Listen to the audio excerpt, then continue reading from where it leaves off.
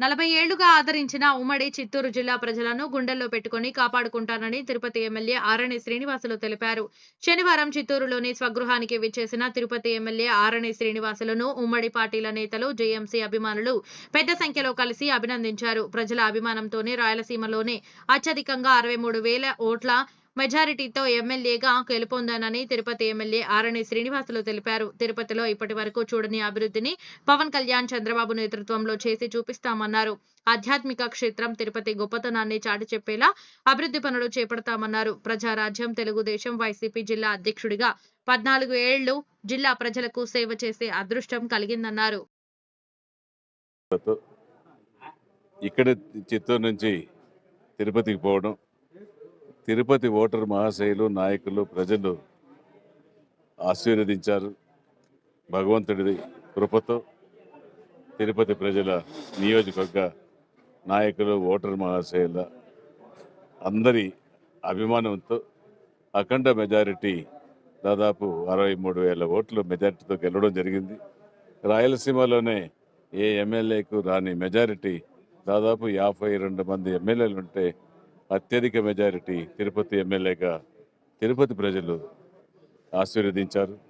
ఇదన్నిటికీ కారణం జనసేన పార్టీ అధ్యక్షులు గౌరవనీయులు పవన్ కళ్యాణ్ గారి దయతో, అదేవిధంగా తెలుగుదేశం పార్టీ అధ్యక్షులు ప్రస్తుత ముఖ్యమంత్రి నారా చంద్రబాబు నాయుడు గారి ఆశీస్సులతో, మోదీ గారి ఆశీస్సులతో తిరుపతి అభ్యర్థిగా ఖరారు చేయడం జరిగింది. పవన్ కళ్యాణ్ గారు ఏదైతే అభ్యర్థిగా నమ్మకం పెట్టి అభ్యర్థిగా నియమించారో ఆయన నమ్మకాలని వమ్ము చేయకుండా ఆయన ఆశయాలకు అనుగుణంగా తిరుపతిలో అత్యధిక మెజారిటీతో గెలవడం జరిగింది. ఆయన ఒకటే చెప్పారు, తిరుపతి పుణ్యక్షేత్రం, అన్నయ్య మెగాస్టార్ చిరంజీవి గారు ప్రాతినిధ్యం వహించిన నియోజకవర్గం తిరుపతి. తిరుపతి అభివృద్ధి జరగాలి, అది ఒక మహా పుణ్యక్షేత్రం. ఆ పుణ్యక్షేత్రం అభివృద్ధి జరగాలనుకుంటే మనతో నాందిగా పలకాలి. అనుభవశాలైన చంద్రబాబు నాయుడు గారు తిరుపతి వాసి, ముఖ్యమంత్రిగా భగవంతుడి దయతో 4వసారి అవడం జరిగింది. ఖచ్చితంగా కూడా అనుభవశాలైన ముఖ్యమంత్రి నారా చంద్రబాబు నాయుడు గారి ఆశయాలు, అనుగుణాలతో తీసుకొని, అదేవిధంగా పవన్ కళ్యాణ్ గారు ఒక స్పిరిట్, ఆయన స్ఫూర్తితో పవన్ కళ్యాణ్ గారి విధి విధానాలన్నీ కూడా తిరుపతిలో రూపొందించి ఖచ్చితంగా ఆయన ఆశయ సాధనాలను సాధించేదానికి ఆయన పవన్ కళ్యాణ్లో సేవకుడిగా మేమొకరు తిరుపతి నియోజకవర్గానికి అభివృద్ధి చేస్తూ, అంతేకాకుండా సుదీర్ఘంగా 40-60 సంవత్సరాలుగా 70 సంవత్సరాలుగా తిరుపతిలో చిత్తూరులో ఉండడం జరిగింది. చిత్తూరు ప్రజలు కూడా మర్చిపోలేని విధంగా గత 30-40 సంవత్సరాలుగా కూడా ప్రజలకు అందుబాటులో ఉన్నాను, సేవ చేస్తున్నాను.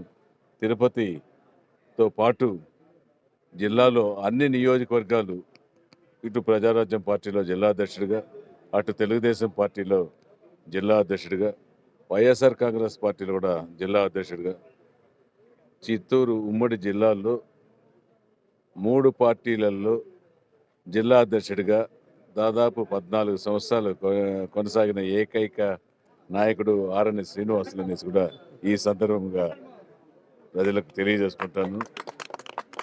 నేను అందుబాటులో గత 40 సంవత్సరాలుగా జిల్లాలో, ఉమ్మడి జిల్లాలో 14 నియోజకవర్గాల్లో కూడా నా వంతు అభివృద్ధికి కృషి చేసుకుంటూ, ప్రభుత్వంలో కాంట్రాక్టర్గా పనిచేసుకుంటూ, అందరికీ అందుబాటులో ఉంటూ, ప్రతి ఒక్క రోడ్డును కూడా రోడ్లు వేసుకుంటూ అక్కడక్కడ ప్రజలతో మమేకమై అందరి ఆశయాలతో 14 సంవత్సరాలు 3 పార్టీలలో జిల్లా అధ్యక్షుడు కొనసాగారంటే, ఇంతవరకు నాకు తెలిసి స్వాతంత్రం వచ్చినప్పటి నుంచి ఒక వ్యక్తి 3 పార్టీలలో జిల్లా అధ్యక్షుడు కొనసాగిన వాళ్ళు ఎవరు లేరు.